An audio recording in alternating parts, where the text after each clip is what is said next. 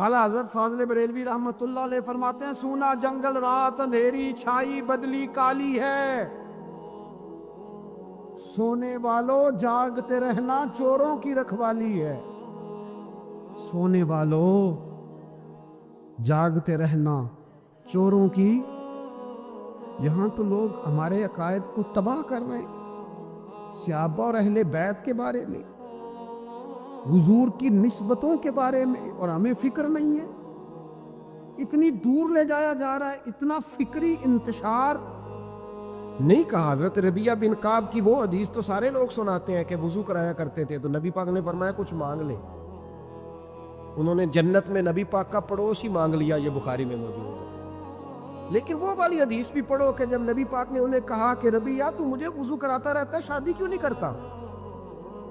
हुजूर ने नहीं फरमाया कि उसका जाती मामला है, मैं शादी कराऊंगा, मैं इस काम में क्यों आऊंगा, शादी क्यों नहीं करता? इसकी हुजूर कोई कारोबार नहीं, कोई मामला नहीं, कोई रंग रूप नहीं, और आपकी खिदमत से भी रुक जाऊंगा। कहते हैं हुजूर खामोश हो गए। अगले दिन फिर पूछा निकाह क्यों नहीं करते?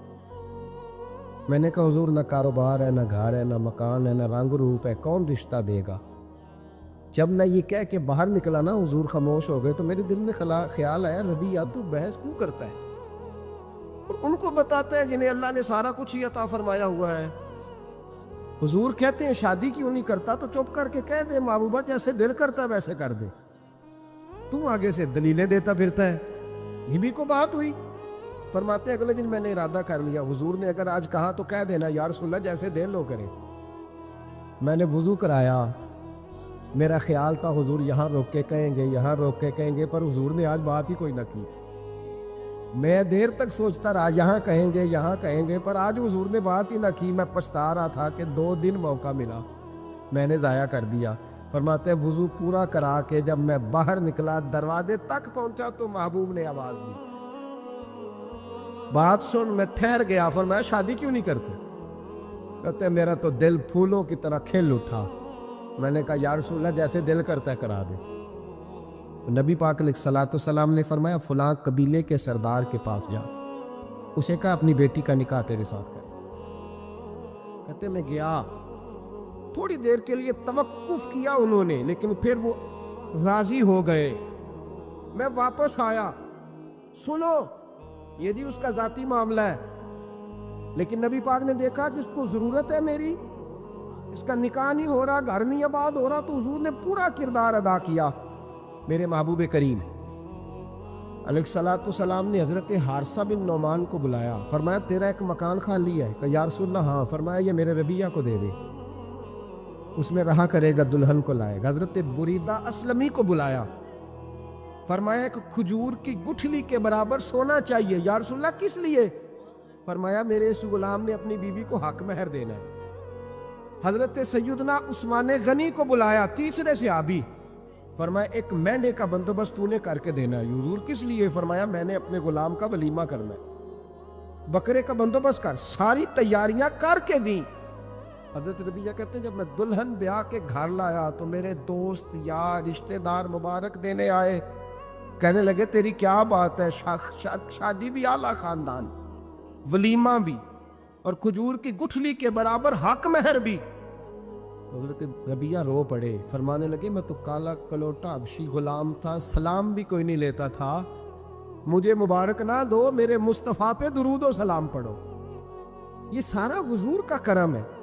कहते हैं उसका जाती मामला है, भाई सारा दिन तेरे साथ रहता है, उठता बैठता है, तेरी नौकरी करता है, तूने कभी पलट के देखा ही नहीं, तूने कभी अश्कुशोई नहीं की, तूने इतना टाइम ही नहीं दिया कि तेरे कंधे पे सर रख के रो सके, तेरी तवज्जो ही नहीं। नबी रहमत अलैहिस्सलाम दाएं बाएं वालों आगे पीछे वालों का ख्याल रखते, जहां जिसको ज़रूरत होती हुजूर उसकी ज़रूरत में पहुंचते, अश्कशोई करते, नबी पाक प्यार करते। कहते हैं उसका ज़ाती मामला है, मैं क्या करूं? सुनो हज़रत जाबिर इब्न अब्दुल्लाह रदी अल्लाह तआला अन्हु के जो वालिद थे ना, हज़रत अब्दुल्ला बिन अमर रदी अल्लाह तआला अन्हु, वो आला तरीन ओहद के शहीद हैं कि नबी पाक फरमाते हैं रब करीम ने खुद उनसे गुफ्तगू फरमाई है, खुद उनसे गुफ्तगू की अल्लाह तबारक व तआला ने। हज़रत जाबिर बिन अब्दुल्ला के वालिद अब्दुल्ला बिन अमर ओहद में शहीद हो गए। 6 یا 10 مہینے تھی ان کی، قرضے چڑھ گئے، کاروبار میں نقصان ہو گیا۔ ضروری نہیں کہ کوئی آدمی دھوکے بازی ہو تو وہ مقروض ہوتا ہے، یہ ضروری نہیں۔ تلک الایام نداولها بین الناس، اللہ لوگوں کے دن پھیرتا ہے، حالات تبدیل کرتا ہے۔ اب سیابی پہ کچھ شک کر سکتا ہے؟ لیکن حضرت جابر کہتے ہیں اتنا قرضہ چڑھ گیا کہ ایک ایک بال میرا قرضے میں ڈوب گیا۔ قرضے بڑے دینے تھے، مقروض آتے، تنگ کرتے۔ خود نبی کریم علیہ السلام نے فرمایا ہے کہ جو مقروض ہوتا ہے وہ قیدی ہوتا ہے، جب تک قرض دے نہیں لیتا اتنی دیر تک وہ آزاد نہیں ہوتا۔ حضرت جابر ابن عبداللہ کہتے ہیں میرے باغ میں کھجوریں پکی تھی، یہ بخاری میں بھی ہے، کنز العمال میں بھی ہے، ابن کثیر میں بھی ہے، امام حلبی نے سیرت حلبیہ میں بھی لکھا ہے، بیسیوں درجنوں کتابوں میں آپ کو روایت ملے۔ فرمانے لگے کھجوریں جب میری پک کے تیار ہو رہی تھی تو مقروض جب پیسے لینے آتے تو میں کہتا قرضے یہ کھجوریں پکتی ہیں تو دیتا ہوں۔ یہ ہم پنجاب کے لوگ کیا کہا کرتے تھے، ہاڑی سونی جی، یہاں چاول کی فصل پہ، یہاں گندم کے، ہم نے تو کپڑے لیے ہوتے تھے ادھار دکانوں سے کہ فصل پکتی ہے تو پھر دے دیتے ہیں، کہ کھجوریں پکتی ہیں تو دیتا ہوں۔ فرماتے پتہ مجھے بھی تھا کھجوریں زیادہ تھوڑی ہیں اور جن کے پیسے دینے ہیں وہ پیسے، فرماتے ہیں کھجوریں پک گئیں، اتاری تو یہ تو 11 گنا بھی اور ہو تب بھی قرضہ نہیں اترتا۔ کہتے ہیں میں نے دوستوں سے، یاروں سے، رشتہ داروں سے، وہ جو کہتے ہیں نہیں کوئی حکم ہوا تو بتانا، پھر جس دن بندہ حکم بتاتا ہے اس دن کہتے ہیں آج سویرے ہی بچہ پیسے لے گیا ہے، یہ تو 2 گھنٹے پہلے بتاتا تو تیرا کام، ہنس رہے ہیں آپ بیچ بیچ میں سے، 2 گھنٹے بس لیٹ ہیں آپ، بلکہ کئی تو پونے گھنٹے کا ٹائم دیتے ہیں، کہتے ہیں پونا گھنٹہ پہلے تو آ جاتا تو تیرا کام بس، اور جب بھی آپ فون کرو سے اگلی دفعہ کرے تو پھر شاید آدھے گھنٹے کا ٹائم دے دیں کہ آدھا گھنٹہ ہو گیا تو لیٹ ہو گیا، ورنہ کام بالکل تیار تھا۔ اور ہمارے زمانے میں تو دوستی قائم رکھنی ہے تو صرف اس سے رہ سکتی ہے جسے آپ کام نہ بتائیں، حالانکہ اس دوست کا کیا مطلب، دنیا تے جو کام نہ آیا اوکھے سوکھے ویلے، اس بے فیض سنگی کو لو بہتر یار اکیلے، کیا مطلب ہے، کام بتایا تو رفو چکر ہو گیا، منع کیا ہوا اس بات؟ میرے رسول کائنات علیہ السلام کے صحابی کہتے ہیں سب سے کہا پر کسی نے نہ سنی، جب میں تھک گیا نا تو میں دروازہ رسول پہ چلا گیا، یا رسول اللہ، یا رسول اللہ، یا رسول اللہ، حضور قرضے زیادہ ہیں، کھجوریں کم ہیں، یہودیوں کے پیسے ہیں وہ مانتے نہیں، نبی پاک نے فرمایا ان سے کہو تھوڑے تھوڑے لے لیں باقی پھر دیں، حضور نہیں مانتے۔ حضور کہہ سکتے تھے سلمان جاؤ بات کر کے آؤ، جاؤ بلال، صہیب جاؤ، کون جاتا ہے مقروضوں کی سفارش کرنے، کہتا ہے بھائی میں نہیں بیچ میں آؤں گا، اتنے پیسے اوہ ہو، میں اپنے موبائل فون بند کر جاتے، کو پوچھے نہ۔ لیکن نبی کریم علیہ السلام نے فرمایا سنو، خود رسول پاک، خود نبی پاک نے، حضور نے فرمایا چل میں تیرے ساتھ چلتا ہوں، چل میں تیرے ساتھ چلتا ہوں، مقروض کے ساتھ، امیر کے ساتھ نہیں، اس کے ساتھ نہیں جس نے پیسے لینے ہیں، بلکہ حضور مقروض کے ساتھ، گرے ہوئے کے ساتھ چلے، چل میں چلتا ہوں۔ یہودی تک گئے، فرمایا کچھ لے لے، یہ بیچارہ دھوکے باز نہیں الجھ گیا ہے، غربت، کچھ لے لے باقی پھر دے دیں گے، کہنے لگا سارے لینے ہیں۔ جب اس نے بات نہ مانی تو پھر یہ اللہ کے رسول ہے نا۔ اعلیٰ حضرت فرماتے ہیں میرے کریم سے گر قطرہ کسی نے مانگا، دریا بہا دیے، دوربے بہا دیے۔ یہ دوربے کیا ہوتے ہیں؟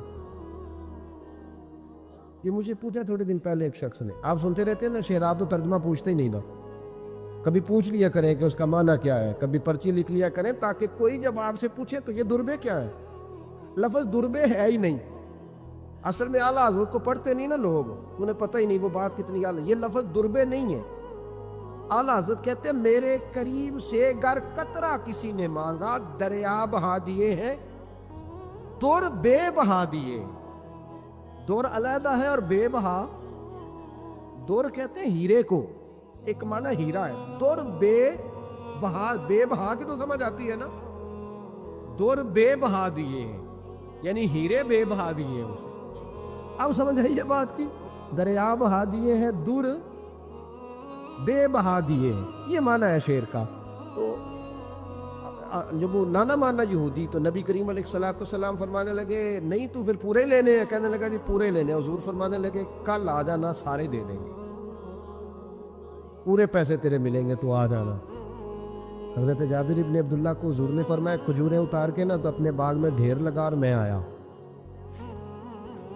حضرت عمر حدیث کے راوی ہیں, فرماتے ہیں بس رسول پاک چل پڑے. حضور نے کندھے پہ رومال رکھا, حضور چل پڑے.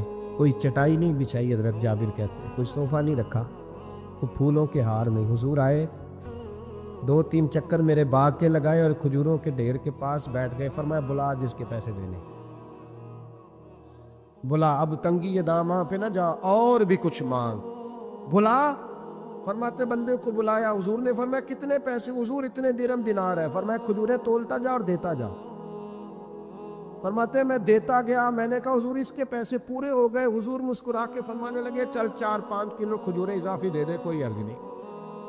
کہتے ہیں وہ بھی دے دی. حضور نے فرمایا بلا دوسرے کو. فرمایا اس کو بھی بلایا, تولتا گیا, دیتا گیا. حضور پورے ہو گئے. نبی کریم علیہ الصلوۃ والسلام نے فرمایا چل 4-5 کلو کھجوریں زیادہ دے دے. کہتے قرضے بھی دے دیے, 5-5 کلو کھجوریں بھی زیادہ دے دی. محبوب اٹھے, کچی زمین پہ بیٹھے تھے. حضور نے لباس مبارک کو جھاڑا, رومال کندھے پہ رکھا. فرمایا میں مسجد جا رہا ہوں, وہاں آ کے مجھے خبر دینا, وہاں آ کے مجھے بتلانا کہ جب میں آیا تھا تب کھجوریں زیادہ تھی کہ جب واپس گیا ہوں تب زیادہ ہے. وہاں مجھے آ کے اطلاع دینی ہے, بتانا ہے مجھے. وہاں آ کے میں جا رہا ہوں, مجھے بتانا ذرا وہاں آ کے. حضرت جابر ابن عبداللہ کہتے ہیں میں نے کھجوریں تولی, میں تھک گیا. ڈھیر تو چھوٹا تھا پر وزن ہی بڑا نکلا. کہتے ہیں میں تھک گیا, جتنی دی تھی نا اس سے زیادہ تول کے باقی پڑی رہنے دی. میں مسجد میں گیا, ذرا لفظ سننا حدیث کے. کہتے ہیں مسجد میں گیا, جا کے عرض کی یا رسول اللہ میں تول آیا ہوں. جب آپ آئے تھے تھوڑی تھی, اور جب واپس آئے ہیں تو کئی گنا بڑھ گئی ہیں. حضور نے پتہ کیا فرمایا؟ فرمایا یہ بات نا جو تو نے مجھے بتائی ہے, یہ بات ذرا میرے عمر فاروق کو بھی بتا. عمر بڑا راضی ہوگا. عمر کو بھی بتلا یہ بات. گویا نبی پاک کے معجزات کی, فضائل کی, شمائل کی باتیں جب بتائی جاتی تھی صحابہ کے دل ٹھنڈے ہوتے. عمر کو بھی بتا, عمر راضی ہوں گے. جناب جابر ابن عبداللہ رضی اللہ تعالیٰ عنہ فرماتے میں حضرت عمر کے پاس گیا. میں نے کہا عمر میری یہ رائے تھی کہ جتنی میری کھجوریں ہیں 11 گنا اور بھی اتنی ہو تو پھر بھی قرضہ نہیں اترتا, لیکن سارے قرضے بھی اترے. 5-5 کلو کھجوریں بھی زیادہ دے دی اور پہلے سے زیادہ کھجوریں پڑی ہیں. تو کہتے حضرت عمر کی آنکھیں روشن ہو گئی, چہرہ مسکرانے لگا. کہنے لگا تو اب بتا رہا ہے نا, اب واپس آ کے رزلٹ سنا رہا ہے. تو صحابہ سے پوچھ لے, جب نبی کریم گئے تھے تو میں نے اسی وقت کہا تھا. حضور کے جاتے ہی میں نے کہا تھا اب دیکھنا رب کریم جابر بن عبداللہ پر ساری ہی رحمت نازل فرما دے. اللہ ہر قسم کا کرم فرمائے گا, خیر ہی خیر ہو جائے گی. دیکھ لے میں نے پہلے بتلا دیا. میرے نبی پاک سلام چھوٹی چھوٹی باتوں کا خیال رکھتے, چھوٹی چھوٹی چیزوں پر توجہ دیتے, خیال کرتے کس کو کس وقت کس چیز کی کہاں حاجت ہے, اس کی وہ حاجت پوری کی جاتی, اس کا دھیان رکھا جاتا. حضرت جابر خود فرماتے, یہ مسلم کے لفظ ہے, فرماتے ایک دفعہ میں حضور کے ساتھ جہاد پہ گیا تھا. میرا اونٹ کمزور تھا, میں پیچھے رہ گیا. ہمارے یہاں شرط لگتی ہے نا, اللہ تعالیٰ خیر فرمائے, ایک بھائی گاڑی خریدتا ہے پھر دوسرا چاہے زیور بیچے اس نے بھی خریدنی ہوتی ہے, ورنہ گھر میں گھسنے کی اجازت نہیں ملتی. بہت سارے خرچے, یہ جو جوائنٹ فیملی سسٹم ہے نا, اکٹھے جو ہاں بھائی رہتے ہیں 3 4 5 6, اس کے بہت سارے خرچے ضد کی وجہ سے بڑھ جاتے ہیں. اس نے کیا ہے تو لہذا میں نے بھی, ہوتا ہے نا جی ایسے. تو پھر اس ضد میں کو پیچھے پلٹ کے نہیں دیکھتا کہ چلو جو پیچھے رہ گیا اس کا بھی ہاتھ پکڑے ساتھ آ جائے, دوڑتے رہتے. اس میں بیچارے کئی تھک جاتے ہیں, کئیوں کے پیر دوڑ دوڑ کے سوج جاتے ہیں, بڑے مسئلے بنتے ہیں, لیکن پیچھے پلٹنے کو کوئی تیار ہے؟ اس دوڑنے میں تھکا کے رکھ دیا. مسلم میں ہے, جناب جابر ابن عبداللہ کہتے ہیں حضور کے ساتھ میں جہاد پہ گیا, واپس آ رہا تھا. میرا اونٹ کمزور تھا, بوڑھا تھا, بیمار تھا, سب لوگ آگے گزر گئے, میں پیچھے رہ گیا. کچھ میں پریشان رہتا تھا غربت سے, تو میں مایوس بھی تھا, ذرا پیچھے رہ گیا, پریشان تھا. فرماتے ہیں نبی پاک نے نا 2-3 دفعہ پلٹ کے دیکھا, ادھر دیکھو، میں نے اپنی زندگی میں بڑے لوگ دیکھے ہیں، وہ امیروں میں چلے گئے، پیچھے پلٹ کے انہوں نے غریبوں کو کبھی نہیں دیکھا کہ وہ ایک دوست ہوتا تھا ہمارا جو ماڑا ہے، غریب ہے، پلٹ کے نہیں دیکھا۔ کہتے ہیں نبی کریم علیہ الصلاۃ والسلام نہ آگے گئے، سب سے آگے، حضور نے 2 4 5 دفعہ نہ پیچھے پلٹ کے دیکھا۔ جابر ابن عبداللہ کہتے ہیں جب میں نظر نہ آیا تو میرے محبوب کا انداز کریمانہ دیکھیں، حضور اعلانیہ فرمانے لگے، بھئی مجھے جابر نہیں نظر آ رہا۔ بے خبر ہو جو غلاموں سے، وہ آقا کیا ہے، وہ آقا کیا ہے۔ یہاں ہمارے استاد جب یہ حدیث پڑھا رہے تھے نا، یہ حدیث پڑھا رہے تھے تو اچانک رونے لگ گئے۔ میں نے کہا حضور کیا ہوا، رو کیوں پڑے؟ تو کہنے لگے یار سوچتا ہوں جو محبوب جہاد سے واپسی پر اپنے غلاموں کو نہیں بھولے، وہ میدان محشر میں کیسے بھول جائے؟ وہ وہاں بھی پوچھیں گے فلانا کدھر گیا، فلانا کدھر گیا، ایک ایک کا نام لیں گے، حضور نام لیں گے، ہماری موج بن جائے گی۔ نبی کریم نے پلٹ کر کے دیکھا، جابر نہیں نظر آ رہے، حضور ان کا اونٹ کمزور ہے، پیچھے رہ گئے۔ حضور نے یہ نہیں فرمایا کہ ذرا آہستہ کرو ساتھ، یہ نہیں فرمایا، بلکہ نبی پاک نے فرمایا تم چلو۔ قافلہ چلتا رہا، حضور نے گھوڑا پیچھے کی طرف موڑا، سب سے پیچھے آئے۔ جناب جابر کہتے پیچھے میرے پاس۔ اس حکمت کو آپ سمجھیں، حدیث کے لفظوں پر آپ غور کریں۔ ایک کہہ کے کہنا ذرا اس کو میرے پاس لاؤ، یہ بات اور ہے، ذرا آہستہ ہو جا، وہ بھی ساتھ مل جائے، لیکن یہ معنی اور ہے کہ غریب جہاں بیٹھا ہے اس کے پاس خود چل کے جانا۔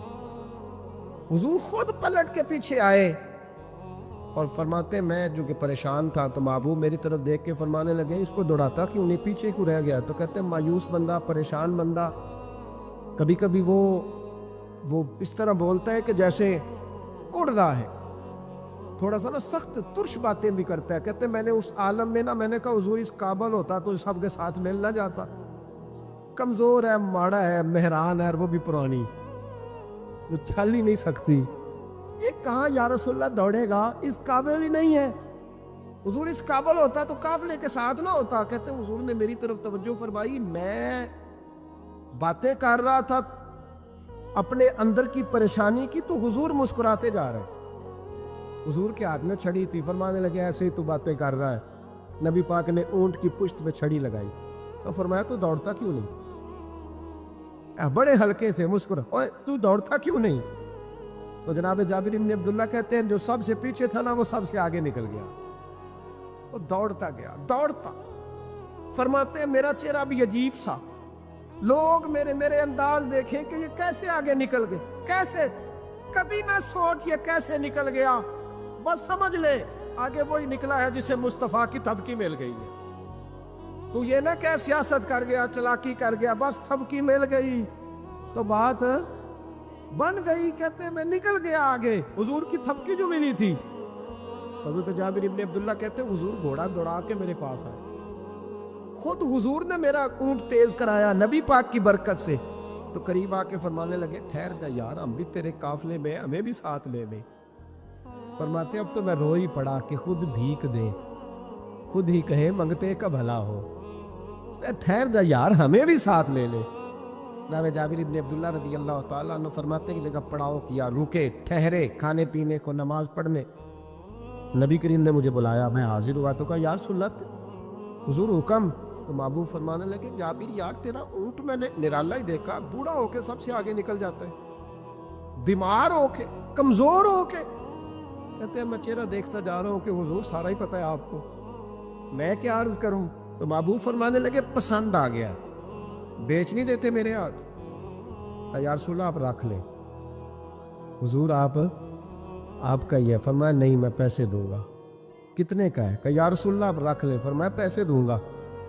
یا رسول اللہ مارکیٹ میں جاؤں تو 6-7 دینار کا بکے گا۔ فرمایا نہیں بھائی میں تو پورے 10 دوں گا، 6-7 نہیں، میں تو پورے حساب سیدھا، 6-7 کا کیا حساب ہوا، 10 پورے کا۔ حضور پھر بندہ نوازی ہے نا، کون بول سکتا ہے؟ حضور نے فرمایا بلال تیرے پاس 10 دینار تھے؟ حضور ہیں۔ فرمایا ان کو دے دو، اونٹ کے پیسے رکھ لو اور مال نہ مدینے جا کے دے دے۔ جابر ابن عبداللہ کہتے ہیں میں مدینے گیا شام کو، میں نے نا کبھی اپنے اونٹ کی اتنی خدمت نہیں کی جتنی اس دن کی۔ میں نے اسے بڑے پیار سے نہلایا، میں نے نئی رسی خرید کے اسے نکیل ڈالی، آج محبوب کی بارگاہ میں لے کے جانا ہے۔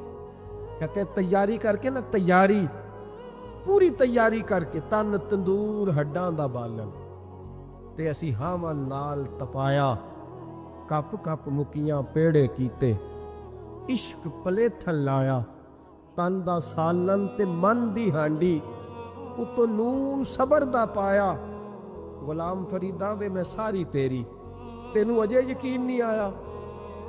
کہتے ہیں اسے بڑے پریم سے، بڑی محبت سے سجا کے، سوار کے، نکھار کے، تیار کر کے میں نبی کریم کی بارگاہ میں لے کے گیا۔ ظہر کی نماز پڑھ کے حضور نکلے، میری طرف دیکھا، میں نے کہا حضور پیسے لے لیے تھے، یہ آپ کا سامان ہے، مال ہے؟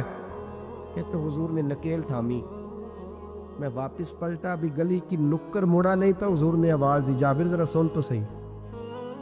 کہتے میں واپس آیا ہوں تو حضور مجھ سے باتیں کرنے لگے، فرمانے لگے یہ میرا اونٹ ہے، اسے کمزور اور بوڑھا نہ سمجھنا، کبھی جانوروں میں دوڑا کے دیکھنا، سب سے آگے نکل جاتا ہے۔ اور کریم محبوب فرمانے لگے 6-7 دینار کا نہ سمجھنا، میں نے پورے 10 دینار کا خریدا۔ اور پھر حضور پھر مسکرائے، فرمایا جابر تمہیں پتہ ہے تحفہ لینے دینے سے محبت بڑھتی ہے؟ حضور ہاں۔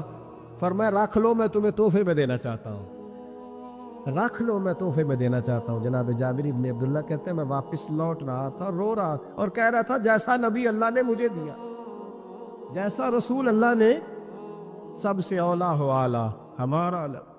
آنکھیں بند کر کے جھوٹ کی زندگی جی کے، اپنے ساتھ بددیانتی کر کے، دھوکہ دے کے، اپنے آپ کو دائیں بائیں، اپنے آپ کو کہیں مصروف رکھ کے کچھ وقت ضائع تو کر لیتے ہو، پر تمہیں پتہ تو ہے نا کہ عبادت اللہ کی کرنی، تمہیں اس کی خبر ہے۔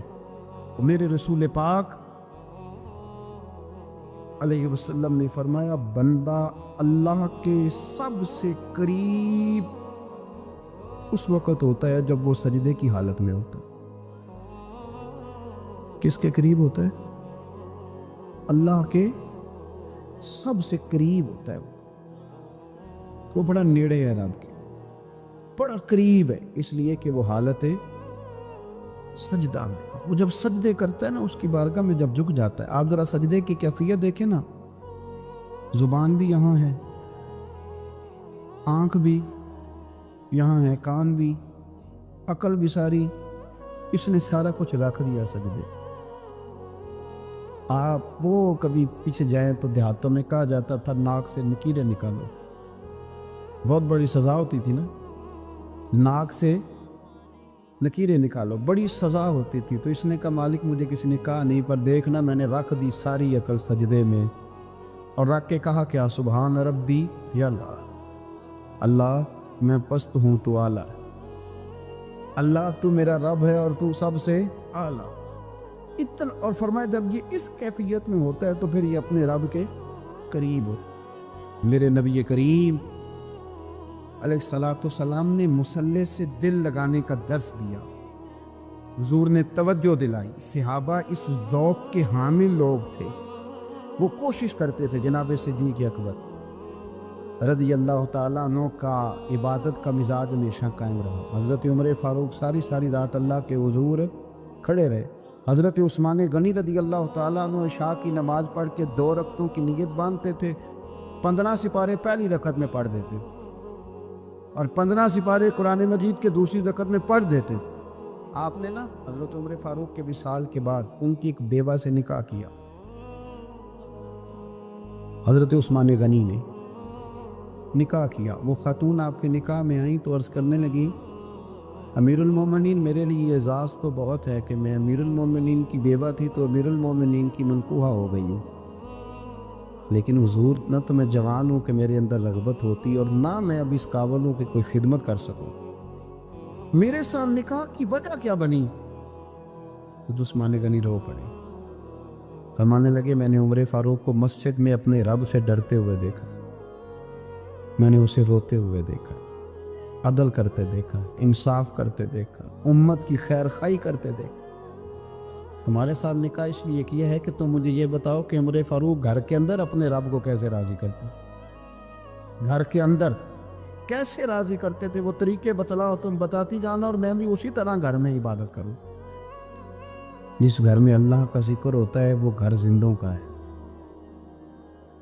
اور جس گھر میں رب کریم کا ذکر نہیں ہوتا وہ گھر زندوں کا نہیں ہے۔ گھر نا ہم نا کتابوں میں پڑھتے ہیں کہ بزرگ کہتے ہیں، حضرت فضیل بن عیاض کہتے ہیں کہ میں ایک گلی سے گزر رہا تھا تو گھر کے اندر کسی قاری صاحب نے قرآن کی آیت پڑھ دی، ولی من خاف مقام ربہ جنتا، میں تے میرے کانوں سے ٹکرائی تو اللہ نے میری کایا ہی پلٹ دی، میں توبہ کر گیا۔ اب گھر کے اندر سے آواز آئے تو صحیح نہ تلاوت کی، پر اندر سے آواز آتی نہیں ہے، ڈیک بجنے کی آواز آتی ہے، یا ٹی وی چلنے کی آواز آتی ہے، یا دھوم مچانے کی آواز آتی ہے۔ عبادت کا وہ جو خاص شوق تھا، وہ جو حسن تھا، وہ جو توانائی، وہ جو بات۔ ایک جگہ پہ ہم بیٹھے تھے تو وہاں ایک صاحب آئے اور انہوں نے آتے ہی کہا کہ مہربانی کریں ذرا مجھے مصلی دے دیں، میرے نہ کچھ نفل رہ گئے۔ تو میں نے وضو کر لیا تو کوئی مصلی مل جائے، مصلی انہیں دے دیا گیا، وہ مصلی لے کے چلے گئے تو پیچھے ایک صاحب نے تبصرہ کیا، کہنے نے کتنا ریاکار بندہ ہے، لوگوں کو دکھا رہا ہے کہ میں نفل پڑھتا ہوں، ہے کو بات کرنے والی۔ میں نے اسے کہا، میں نے کہا تو مہربانی کرنا، اس طرح کی ریاکاری تو بھی کر، پکڑ مصلی اور جا تو بھی تھوڑی ریاکاری کر کے آ، اٹھ ذرا، شکر کر کو یہ ریاکار بھی ملا ہے، کوئی نفل پڑھ کے ریاکاری کر رہا ہے۔ اللہ کا میں کہتا ہوں کو پڑھے تو صحیح نہ، یار یہ کوئی دور ہے نفل پڑھنے کا؟ اس میں تو لوگوں کا مزاج ہی نہیں، طبیعت ہی نہیں۔ میں نے کہا چل مہربانی کر یہ دے مصلی اور تو بھی جا تھوڑی سی ریاکاری کرو تو صحیح نا، مزاج ہی نہیں، ذوق۔ جمعے کی نماز پڑھ کے یوں دنیا بھاگتی ہے، او ہو پتہ نہیں کون سی پیچھے آگ تھی جو بجھائی جائے گی، اور آج تک لوگ مسئلہ پوچھ رہے ہیں کہ جمعے کی بعد والی سنتیں کتنی ہوتی ہیں۔ میں نے کہا کتنے سال ہو گئے جمعہ پڑھتے، کتنے سال ہو گئے، ابھی تک سنتوں کا نہیں پتہ، ابھی تک نہیں علم کے پہلے کتنی رکھتے ہیں اور بعد میں کتنی رکھتے ہیں۔ فجر کی سنتیں کب پڑھنی چاہیے؟ سنو فجر کی سنتوں کے بارے۔ میرے رسول کریم سید عالم صلی اللہ تعالیٰ علیہ وسلم سے ایک صحابی نے پوچھا تھا، حضور میری فجر کی سنتیں رہ گئیں یا رہ جاتی ہیں تو حکم کیا ہے؟ کیا انداز ہے حضور کا، بخاری مسلم کے لفظ سنو۔ حضور سید عالم صلی اللہ علیہ وسلم فرمانے لگے، اس نے کیا پوچھا تھا؟ حضور جواب کیا دیتے؟ فرمایا فجر کی سنتیں کبھی نہ چھوڑنا، فجر کی پہلی 2 سنتیں کبھی نہ چھوڑنا۔ یا رسول اللہ صلی اللہ تعالیٰ علیہ وسلم میری رہ گئی ہیں، رہ جاتی ہیں۔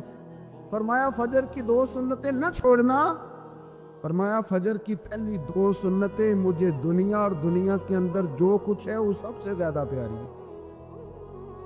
فجر کی 2 سنتیں دنیا اور دنیا میں جو کچھ ہے مجھے وہ سب سے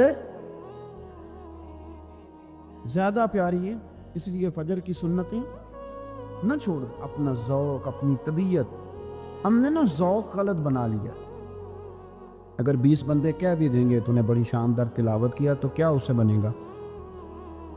100 بندہ کہہ بھی دے تیری کیا بات ہے، کیا بات ہے نعت خاں کی، کیا بات ہے علامہ صاحب کی، پیر صاحب، پیر مہر علی شاہ صاحب رحمۃ اللہ علیہ۔ آپ تشریف فرما تھے تو آپ کے ایک ہی بیٹے بابو جی جن کو کہا جاتا ہے،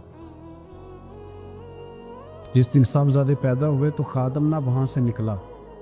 ان لوگوں کے شوق اور طرح کے تھے نا، تو ان کی توجہ بھی اپنے شوق کی طرف رہتی، تو خادم نکلا اندر سے، پیر صاحب مبارک ہو، پیر صاحب مبارک ہو، پیر صاحب مبارک ہو، پیر صاحب مبارک، وہ شور کر رہا ہے۔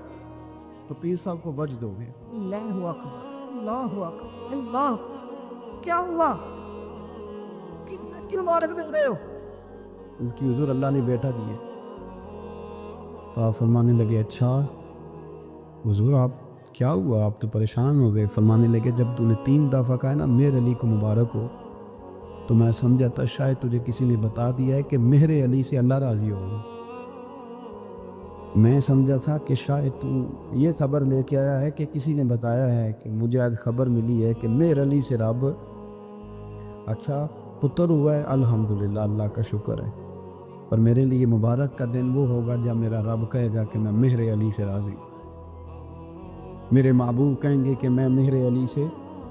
آپ بات کو سمجھیں، شوق ہی کسی اور طرف تھا، دل ہی کہیں اور لگا ہوا تھا، طبیعت ہی کہیں اور مائل تھی۔ کوئی وظیفہ پوچھتے تھے تو پڑھتے تھے وہ لوگ، کچھ اللہ اللہ انہیں بتائی جاتی تھی تو کرنے کا ذوق رکھتے تھے، طبیعت تھی، قائل تھے۔ حضرت ربیع کہتے ہیں میں بڑی دور سے سفر کر کے گیا حضرت اویس کرنی سے ملنے، بڑی دور سے، اور جب میں پہنچا تو فجر کا وقت تھا، تو حضرت اویس کرنی کو میں نے پا لیا، تو وہ نماز پڑھ کے نا قرآن شریف لے کے بیٹھ گئے۔ فرماتے ہیں اشراق چاشت کا وقت ہوا تو نفلوں کی نیت باندھ لی۔ محدث ابن الجوزی نے لکھا ہے، فرماتے ہیں پھر جب زوال کا وقت ہوا تو مسجد میں جھاڑو دینے لگ گئے۔ زور کی نماز پڑھ کے تو عصر کی تیاری تک وہ مسجد میں بیٹھے رہے، اور میرے نبی پاک علیہ السلام نے فرمایا جو نماز کے انتظار میں بیٹھا ہو وہ نماز ہی میں ہے، وہ نماز ہی میں ہے۔ فرمایا میری دنیا، میری امت کی جو رہبانیت ہے نا وہ اتنی ہے کہ نماز کا انتظار کرے، اذان کے بعد نماز کا یہ راہب ہے، یہ اس وقت چھوڑ کے بیٹھے ہیں ذرا۔ فرماتے ہیں عصر تک انہوں نے اللہ اللہ کی، پھر مغرب تک کی، عشاء کی نماز ہوئی تو نماز پڑھی تو وہ تھک گئے۔ اب مجھے وہ فارغ ہوں، مصلی چھوڑے تو میں ملاقات کروں نا، کہ آپ حیران نہ ہو کہ اتنی دیر بندہ کیسے اللہ اللہ کر، ہم نے کی نہیں نا اس لیے ہم پریشان ہیں۔ جو عادی ہوتے ہیں وہ کر بھی لیتے ہیں، وہ یہ کام، میری بات کو سمجھ آ رہے ہیں؟ جب جاتے ہو کسی دفتر میں تو 8 گھنٹے کھڑے رہ لیتے ہو نا، مجبوری ہوتی ہے تو کھڑے رہا جا سکتا ہے۔ پاسپورٹ کے دفتر بولیے، امیگریشن کی لائنوں میں، اور میں نے تو ایمبیسیوں میں بندے 12 گھنٹے پہلے جا کے کھڑے دیکھے، رہ لیتے ہیں کھڑے۔ تو اگر ان کاموں کے لیے رہا جاتا ہے تو اللہ رسول کے لیے بھی کھڑے رہا جا سکتا ہے۔ تو فرمانے لگے کہ جب عشاء کی نماز کے بعد آخر انسان تھے، تھک گئے، نیند کا غلبہ ہوا تو تھوڑی ایسے آنکھ بند ہوئی تو کھلی تو رونے لگے۔ حضرت ویسے کر دیا، رو کے گانے لگے مالک مجھے غافل تو نہ کر، ابھی میں نے کیا بھی کچھ نہیں، دن ختم ہو گیا، کوئی نفل نہیں، کوئی اللہ اللہ نہیں، اللہ مجھے غافل نہ کر، میری مدد فرما۔ فرماتے ہیں جب وہ روئے تو میرے ساتھ جو شخص تھا میں نے کہا اٹھو چلیں، کہنے لگا حضور ملنا نہیں، فرمایا جو میں لینے آیا تھا وہ مجھے مل گیا، جو میں ان سے سیکھنے آیا تھا وہ مجھے نصیب ہو گیا، اب اور میں نے کیا لینا، ختم ہو گئی بات، اٹھو چلیں۔ اللہ کے بندوں نے حضرت ربیعہ بن کعب اسلمی رضی اللہ تعالیٰ عنہ فرماتے ہیں، کہتے ہیں جب بنو قریظہ اور بنو نذیر یہودیوں کے ساتھ حضور علیہ السلام نے جنگ کا اعلان فرمایا تو وہ دشمن ہو گئے، ہمیں خطرہ تھا کہ وہ رات کو کہیں محبوب کو تکلیف نہ دیں، تو کچھ لوگ نا تلواریں لے کے نبی پاک کے دروازے پہ پہرے داری کرتے تھے۔ گن مین رکھنا حرام نہیں، اگر کسی کو واقعی خطرہ ہو تو اس کے لیے سنت بھی ہے۔ حضرت علی المرتضیٰ تلوار لے کے حضور کے گھر کا پہرا دیتے تھے۔ حضرت ربیعہ بن کعب اسلمی رضی اللہ تعالیٰ عنہ فرماتے ہیں کہ رات میری ڈیوٹی تھی کہ میں حضور کے گھر کا پہرا دوں گا، تو فرماتے ہیں میں باہر سن رہا تھا، ساری رات ہی میرے نبی پاک نے اللہ کی تسبیح پڑھی، ساری رات، کبھی تسبیح، کبھی تہلیل، کبھی تحمید، کبھی تکبیر، ساری رات۔ فرماتے ہیں ساری رات حضور پڑھتے رہے اور ساری رات ہی میں سنتا رہا، مجھے اونگ آ گئی، میری آنکھ لگ گئی، حضور ابھی پڑھ رہے تھے، میں تھک کے سو گیا، اور فرماتے ہیں جب میری آنکھ دوبارہ سے کھلی تو میرے کانوں میں پھر کوئی چیز گونجی، تو میں نے کان لگایا تو میرے حبیب ابھی بھی اللہ کو یاد کر رہے۔ ساری رات حضور رب کی عبادت کرتے، اسی لیے تو کہا یا ایھا المزمل قم اللیل الا قلیلا، حبیب ساری رات تو نہ جاگا کر، تھوڑا آرام بھی کر لیا کر۔ میرے بھائی اپنا مصلی، اپنی عبادات، اپنے وظائف، اللہ اللہ جو آپ نے کسی سے سیکھی ہے اس کو کبھی کمزور نہ ہونے دیں۔ شجرہ شریف جو کسی بزرگ سے آپ لے لیتے ہیں تو کیا رسم ہے کوئی؟ اس پہ کچھ لکھا ہوتا ہے، وہ پڑھنے کے لیے دیا جاتا ہے، اس پہ لکھا ہوتا ہے کہ یہ اللہ اللہ آپ نے کرنی ہے۔ انسان پر اگر کوئی شخص نیکی کر دیتا ہے، احسان کر دیتا ہے، تو انسان اس کے سامنے پھر گردن نہیں اٹھا سکتا، یار یہ میرے مشکل وقت کا دوست ہے، اس نے میرے ساتھ نیکی کی، کبھی بھی گردن نہیں اٹھائے گا، جھکا کے رکھے گا۔ تو اگر عام کوئی نیکی کر دے تو اس کے سامنے انسان کبھی گردن نہیں اٹھاتا، تو جو رب ساری نعمتیں عطا فرمائے، جو کہے کہ تیری تخلیق میں نے کی، تجھ سے پہلوں کو بھی پیدا میں نے کیا، تیرے لیے زمین کا بچھونا بھی میں نے بچھایا، آسمان کی چھت بھی میں نے لگائی، تیرے لیے زمین سے ساری اناج کو، پھل کو، کھیتیوں کو نکالا بھی تیرے لیے۔ اب تو اس طرح کر کہ تو میری عبادت کر، تو میری بارگاہ میں جھک جا۔ بہت سارے نشے لوگوں کو لگے ہوئے ہوتے ہیں، ہر آدمی کوئی نہ کوئی نشہ کرتا ہے، کوئی دولت کا کرتا ہے، کوئی شہرت کا کرتا ہے، کوئی اپنی تعریف کا نشہ کرتا ہے، دو چار لوگوں سے تعریف سن کے مطمئن ہو جاتا ہے۔ ناراض تو نہیں ہو گیا اس جملے سے آپ؟ کرتے ہیں لوگ دولت کا نشہ، یہ جب نقصان ہوتا ہے تو بندے بیمار نہیں ہو جاتے؟ پیسے ڈوب جاتے ہیں تو لوگ بیمار نہیں ہو جاتے؟ تو اس کا مطلب یہ ہوتا ہے کہ نشہ ٹوٹ گیا ہے۔ بہک ہوئے ہیں نا تھوڑے سے تو کانپتے ہیں، تڑپتے ہیں، پریشان۔ نشہ ہی اسی طرح ہی کرتا ہے نا، نہیں ملتا تو پریشان ہوتا ہے۔ یہ سارے نشے ہیں، مختلف قسم کا نشہ۔ ہم مانتے نہیں اس بات کو، تسلیم نہیں کرتے، کیونکہ تسلیم کرنا بڑا مشکل کام ہے۔ اس کے لیے تو بڑی ساری چیزیں جو ہے وہ دبوچ کے اور بڑی سارے رستے پھلانگ کے آنا پڑتا ہے، تو بڑا مشکل ہے ماننا، ورنہ کرتے ہیں ہم، ہمارا مزاج ہے۔ یہ گھومنے پھرنے کا، دنیا دیکھنے کا بھی ایک نشہ ہے، یہ بہت ساری باتیں کرنے کا بھی ایک نشہ ہے، گپ شپ کا بھی ایک نشہ ہے۔ دو چار لوگوں کی جب تک پگڑیاں نہ کھول لیں، بعض لوگوں کو نیند نہیں آتی۔ یہ غیبت کا، چغلی کا، بددیانتی کا، یہ بھی ایک نشہ ہے۔